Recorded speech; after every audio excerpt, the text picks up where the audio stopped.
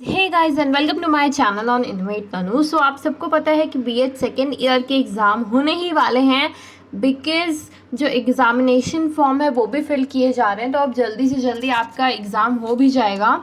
So first जो paper हैगा आपका 3 पेपर रहेंगे टोटल। जो फर्स्ट पेपर है educational administration management and environmental education है। सो इसमें क्या क्या टॉपिक्स रहेंगे, क्या क्या ऑब्जेक्टिव्स हैं। First acquaint the student teacher with the concept of education administration and management के ऊपर क्वेश्चन आते हैं। to enable the student teacher to understand the role of different bodies of पे to enable the student teacher to understand the role of different bodies of central and state government in education। So central और state government का क्या क्या role होता है education में वो पूछेगा आपसे। To enable the student teacher to understand the role of principal in school management। So school management पे भी questions आते हैं। Next fourth one is to enable the students teacher to understand the importance of environmental education। So आपके जो teacher होंगे वो आपको बताएंगे कि why environment education is important. So आप टीचर हो तो आप इसको पढ़ोगे कि इन्वायरमेंट एजुकेशन जो है वो क्यों इम्पॉर्टेंट है। Fifth one is concept of classroom management, its characteristics and strategies. So school management के बाद आप क्लासरूम मैनेजमेंट सीखोगे और उसकी characteristics. Okay, and the next one is course content unit 1 meaning and nature of education administration. So यहाँ पे first है objectives and scope of education administration. So first इस पे क्वेश्चन भी आता है स्कोप ऑफ एजुकेशन एडमिनिस्ट्रेशन से, then उनका फंक्शन क्या होगा, प्रिंसिपल क्या क्या हैं, then types of education administration, फिर थ्योरीज क्या क्या दी गई हैं, अलग अलग जो भी थ्योरिसिस्ट होते हैं उन्होंने कौन कौन सी थ्योरी दी है वो आपको लर्न करनी होगी। ओके, देन यूनिट सेकेंड में है central administration machinery of education. So यहाँ पे role of central government in education. So वही आपका तो ऑब्जेक्टिव में भी, तो यहाँ पे सेंट्रल गवर्नमेंट का रोल क्या होता है एजुकेशन में वो होगा सबसे पहली चीज़। Next advisory bodies of the union government in the field of education. So जो भी एडवाइजरी बॉडीज़ होती हैं यूनियन गवर्नमेंट की उनका क्या क्या रोल है। देन यूनिट थर्ड होगा आपका state administrative machinery of education in Uttar Pradesh. Okay, so आप उत्तर प्रदेश में हो, यूपी बीएड कर रहे हो, सो आपसे स्टेट का भी पूछेगा क्या क्या रोल होता है।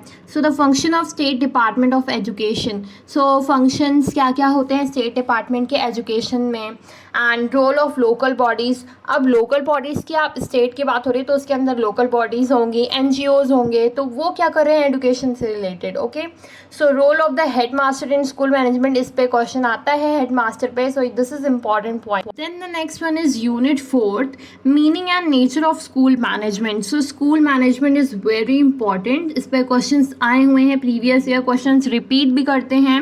Okay, so the objectives and school of scope of school management. Okay, objective क्या क्या है और स्कोप क्या क्या है स्कूल मैनेजमेंट का। मैथड्स कौन कौन से यूज़ कर सकते हैं हम school management. So human resource power method, cost method, social demand method and social justice method. Then next है school academic calendar and time table.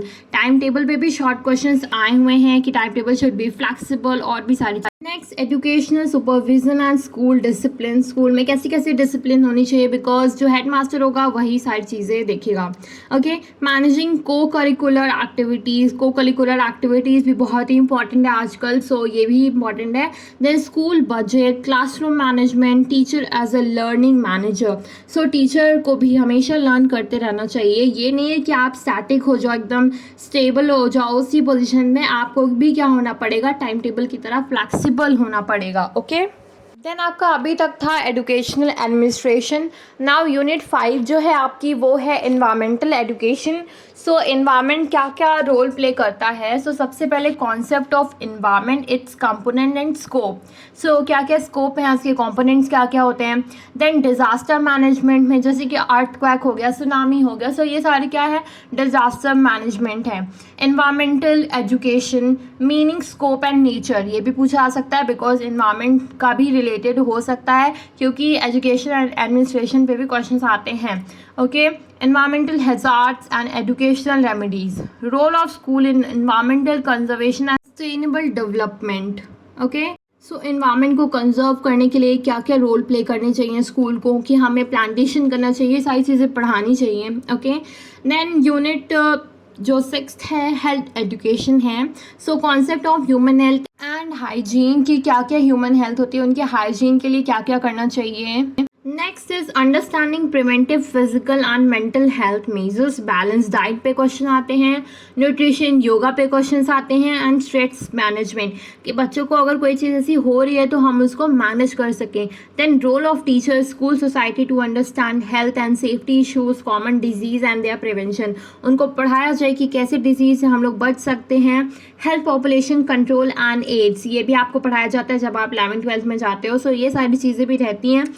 Educational implication of glands in human body, so आपकी gland जो आपकी body में है वो कैसा कैसा असर करती है। जैसे कि आपका सीटेट या यूपीटेट का पेपर होता है तो उसमें एडोलेसेंस एज पे आप पढ़ते हो। सो इसमें बहुत ही ज़्यादा रोल होता है हॉर्मोन्स का। Okay, so this is important. Now the next one is assignments. Students are required to do any 2 of the following assignments. जो आप असाइनमेंट दे सकते हो बच्चों को, developing hygienic environment in the classroom and school, को उनको प्रॉपर रहना चाहिए, उनको हाइजीनिक रहना चाहिए, उनको साफ़ सुथरा रहना चाहिए। Okay, so preparation to charts regarding central and state machinery. So state central कैसे कैसे काम करती है, स्टेट कैसे कैसे काम करती है, सो इस पर आप बना सकते हो। To visit a village, educate people regarding water management, हम पानी कैसे बचा सकते हैं, आप विलेज में जाके लोगों को एडुकेट कर सकते हो इससे रिलेटेड कि वाटर का मैनेजमेंट कैसे किया जाता है, कैसे कैसे यूज़ किया जाता है water. Okay, now the next is course 2 और paper 2, assessment of learning and action research. Okay, so इसमें आपके कोर्स ऑब्जेक्टिव क्या क्या है। To enable students teachers to acquire knowledge of assessment and evaluation, कि आप बच्चों का टेस्ट कैसे लो, उनको इवेल्युएट कैसे करो, वो सारी चीज़ें हैं। Then second, develop understanding of process of summative and formative evaluation. So summative evaluation में क्या क्या होना चाहिए, फॉर्मेटिव एवोल्यूशन में क्या क्या चीज़ें होनी चाहिए। सो ये सारे टेस्ट से रिलेटेड हैं। Understand the concept of continuous and comprehensive evolution. So evolution भी बहुत सारे टाइप्स के होते हैं, आपने ऑलरेडी फर्स्ट ईयर में पढ़ा था थोड़ा बहुत। सो कंटिन्यूअस कैसे कैसे हो सकता है, कॉम्प्रिहेंसिव कैसे हो सकता है, जो वो कैप से होता है, बोलने से होता है। सबमिटिव फॉर्मेटिव में भी आप बहुत सारी चीज़ें करवा सकते हो, या आप पढ़ोगे तो आपको पता चलेगा। ओके, सो ये सारे क्या है, इवैल्यूएशन है, बच्चों को कैसे आप जान सकते हो। Then fourth one is develop skill to use statistical in education and evolution. So skills कौन कौन सी यूज़ की जाती हैं। Fifth is to have students prepare an action research proposal based on their understanding of the process of action research. Unit first is perspective in assessment and evaluation. So आपका क्या क्या perspective होना चाहिए assessment में या evaluate करने में बच्चों को। सो आपको पहले बताना चाहिए इसकी मीनिंग क्या होती है, प्रिंसिपल पर्पस क्या है इसके असेसमेंट के। Okay, then relationship between measurement, assessment, evaluation. So इन सब का आपको ज़रूरत क्या है, इनमें रिलेशन क्या क्या हो सकते हैं। Okay, continuous and comprehensive evolution क्या होते हैं, इसके कॉन्सेप्ट क्या होते हैं, इनकी ज़रूरत क्या है। Then forms of assessment based on purpose क्या है। So prognostic, formative, diagnostic, summative, ये पूरी चीज़ पढ़ोगे आप। स्कोप क्या है, टीचर के लिए कैसा होना चाहिए, स्टैंडर्डाइज होना चाहिए। Attribute, measure, achievement, aptitude, attitude. Okay, so ये आपका जो है पूरा असेसमेंट है किस पे वो बेस्ड होना चाहिए। सो ये सारी चीज़ें स्कोप हो गई। आपका जो नेक्स्ट है नेचर ऑफ इंफॉर्मेशन गैदर, आपने कौन कौन सी इंफॉर्मेशन गैदर की, क्वालिटेटिव है, क्वांटिटेटिव है, कैसी है। Mode of response, oral, written, selection and supply. Nature of interpretation, कि आप उसको कैसा इंटरप्रेट कर रहे हो। देन कंटेक्स्ट, इंटरनल और एक्सटर्नल दोनों हो सकते हैं। देन यूनिट सेकेंड है आपकी tools and techniques of assessing learning. So first है general principles of test construction, construction of table of specification and writing different types of test items, various forms of objective type, कि आप short answers लिख सकते हो, easy type हो सकता है, ठीक है, इंटरप्रेटिव हो सकता है। सो ये आप टूल्स कौन कौन से यूज़ कर रहे हो बच्चों को एसेस करने में, उनकी लर्निंग जो आपने करवाई हुई है। ओके, उनको एसेस करने में आप कौन कौन से टेक्निक्स यूज़ कर रहे हो, वो सारी चीज़ें हैं इसमें इस चैप्टर में। Then construction of diagnostic test भी आपका बीएड फर्स्ट ईयर में था. Assessment of performance, tools and techniques for assessment of skills, existing practices, unit test ले सकते हो. फिर हाफ ईयरली होता है आपने स्कूल में भी देखा होगा, पहले यूनिट टेस्ट होते हैं बच्चों के, फिर हाफ ईयरली होता है, फिर उसके बाद एनुअल एग्जाम्स होते हैं, और अब क्या हो गया कॉलेजेस में भी सेमेस्टर सिस्टम्स हो चुके हैं. ओके, सो ये सारे जो उनके असेसमेंट है, मतलब एग्ज़ाम्स कैसे कैसे लेने हैं, कैसे कैसे बच्चों को असेस करना है जो उनको आपने पढ़ाया हुआ है, सो वो सारे टूल्स और टेक्निक्स आप इसी चैप्टर में सीखोगे. इसी यूनिट में आपका आता है मार्किंग वर्सेस ग्रेडिंग. क्या आप अपने बच्चों के आपने एग्जाम्स तो ले लिया, आप उनको मार्किंग कैसे करोगे, ग्रेड कैसे दोगे. Non detention policy, objectivity versus subjectivity, objective लोगे या सब्जेक्टिव लोगे. Then role of feedback in improving learning, जो आपको रिजल्ट दिया जाता है इसीलिए दिया जाता है. ओके, देन यूनिट थर्ड है आपकी fundamentals of statistics, data, scores and scales of measurement, meaning, nature and scope of educational statistics, frequency distribution, tabulation, graphical representation of data, histogram, frequency, polygon, gives, pie diagrams, measure of central tendency, computation and use of mean and median mode. So ये important है, mean median mode आपने पढ़ा होगा already, so ये इसमें बहुत important है और ये आता भी है question. Then standard deviation, correlation, concept, types of interpretation, rank difference, method of measuring, correlation, coefficient. Then unit 4 understanding action research. अब एक्शन रिसर्च पे भी आप क्या आएंगे, क्योंकि आपका जो आप पेपर देख रहे हो उसमें भी एक्शन रिसर्च लिखा है. ओके, सो रिसर्च करना, रिसर्च मीन्स क्या होता है सबसे पहले, so definition, meaning and types हैं. देन एक्शन रिसर्च क्या होता है अब उसके बारे में जानेंगे हम. सो एक्शन रिसर्च की डेफिनेशन, मीनिंग, स्कोप हो गया. Then action research as a means of professional development of teachers. Then limitations क्या क्या होते हैं एक्शन रिसर्च के. Method use in action research, experimental है, डायग्नोस्टिक है, रेमेडियल है या केस स्टडी है. ओके, देन है यूनिट 5 जो है आपकी कंडक्टिंग एक्शन रिसर्च, ये भी एक्शन रिसर्च पे है. Then defining an action research problem, से प्रॉब्लम क्या क्या है, creating a narrative explanation of the problem, substantiating the potential causes of problem through evidence data, writing working research questions, reviewing literature for potential context specific solution to the problem, then planning and intervention. So ये सारी चीज़ें action research पे आपकी based होंगी कि आपका writing working research कैसा कैसा है, क्वेश्चन कैसे आप ढूंढ, सो टीचर कैसे कैसे क्वेश्चन ढूंढे, ये सारी चीज़ें सोल्यूशन प्रॉब्लम्स. ओके, सो इनमें क्या क्या असाइनमेंट्स होंगे. Students are required to do any 2 of the following assignments. So इसमें से 2 असाइनमेंट करेंगे. Construction of an achievement test in any school subject at secondary level. Then second है development of a progress card to continuous and comprehensive evaluation of the student at the secondary level. Then third है present in outline of an action research project that is relevant to addressing a problem in context of school. So क्या क्या problem है उसमें कि school में क्या क्या problem है. सो ये फीडबैक पे है थोड़ा. सो अचीवमेंट टेस्ट हो गया कि बच्चों ने क्या क्या अचीव किया सेकेंडरी लेवल में. ओके, उनका प्रोग्रेस कार्ड क्या है, कंटिन्यूअस है, कॉम्प्रिहेंसिव एवोल्यूशन है जो आपने उनको इवैल्यूएट किया है अकॉर्डिंग टू द टेस्ट बोल सकते हैं हम लोग. ओके, जो सेकेंडरी लेवल की बात हो रही है, स्टूडेंट्स जो सेकेंडरी लेवल में हैं. ओके, सो अब हम नेक्स्ट पेपर की बात करेंगे. सो नेक्स्ट पेपर है हमारा course third, paper third, contemporary India and education concerns and issues.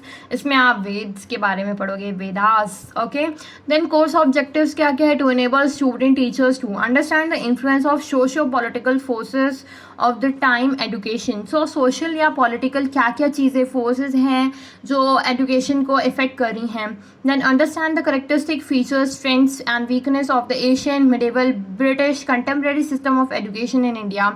सो उस टाइम एंशियन में कैसा था, मिडिवल में कैसा था, या ब्रिटिश रूल में कैसे कैसा आपका एजुकेशन सिस्टम था. Understand the contribution for various major committees and the commission of education setup from time to time. कौन कौन सी कमिटीज़ बनी थी, कौन कौन से कमीशन बने थे एजुकेशन से रिलेटेड जो आपके टाइम चलते आ रहे हैं.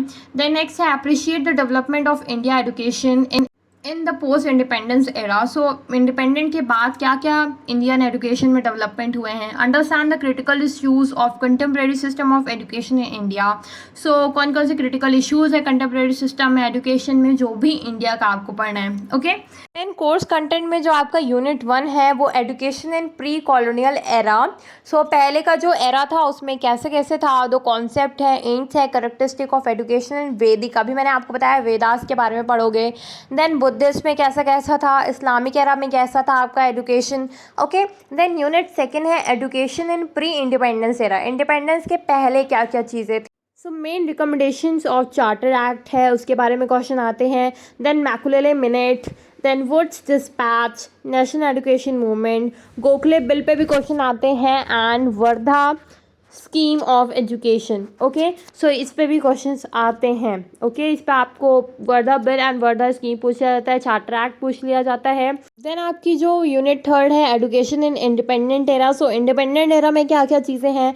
Then recommendation on teacher education, primary education पे बेस्ड है, सेकेंडरी एजुकेशन है, उनको डिवाइड किया गया है, हायर एजुकेशन है, वोकेशनल एजुकेशन है, of the following. So university education system हो गया, आप सब जगह यूनिवर्सिटी बन चुकी हैं। सेकेंडरी एजुकेशन सिस्टम है, कहीं कहीं पर सिर्फ सेकेंडरीज तक पढ़ाया जाता है। देन एजुकेशन कमीशंस बने हुए हैं, एनपी एंड रिवाइज एनपी जो आपकी है वो भी इस मतलब इस इंडिपेंडेंट एरा में आपकी मौजूद है। सो उसके बारे में भी आपको पढ़ना है कि उनका क्या क्या रोल है एजुकेशन में। ओके, देन आपकी आती है inclusive education and gender issues. Okay, वो आपके यूनिट थर्ड में आएंगे, देन फोर्थ में आएंगे। देन यूनिट फिफ्थ है गवर्नमेंट इनिशिएटिव्स इन 21st सेंचुरी। देन सर्व शिक्षा अभियान जो है, सबको शिक्षा मिलनी चाहिए, राष्ट्रीय माध्यमिक शिक्षा अभियान, राष्ट्रीय उच्चतर शिक्षा अभियान। सो सारे जो अभियान है वो सारे हैं। Then right to education act में क्या क्या चीज़ें बताई, तो टीचर को ये सारी चीज़ें पता होनी चाहिए कि सारे एक्ट जो है उनमें क्या क्या चीज़ें अभियान में क्या है। Okay, national curriculum framework. Then आपकी सिक्स जो है education in Indian constitution, so constitution provision for education, so उनमें प्रोविजंस क्या क्या हैं आपके कॉन्स्टिट्यूशन में। Then role of education in promoting constitutional values, जैसे कि फ्रीडम हो गया, जस्टिस हो गया, देन डेमोक्रेसी हो गया। Then alternative experiment in education, SNTT, Vanasthali Vidyapith, Eklavya, जो आपके मतलब स्कूल्स टाइप के हो गए, ये सब बनाए गए। तो इनमें कैसी कैसी एजुकेशन आपको दी जा रही है। देन यूनिट 4 जो है इसकी क्रूशियल इश्यूज ऑफ एजुकेशन, इनमें से हो गई थी। Then education to live together, peace education हो गया। देन जेंडर इश्यूज़ मैंने ऑलरेडी वहाँ बताए थे। देन इंक्लूसिव एजुकेशन, सो आप एजुकेशन क्या इकट्ठे करोगे, सबके साथ मिलके करोगी, ये सारी चीज़ें हैं। देन आप NCERT की बुक्स पढ़ते हो, so role of NCERT, SCERT। Then distance education, IGNOU का क्या क्या है, उसमें क्या क्या चीज़ें होती हैं। देन NIOS में क्या है, NCTE में क्या क्या चीज़ें हैं। ओके, सो ये सारी चीज़ें भी आप इसमें पढ़ोगे।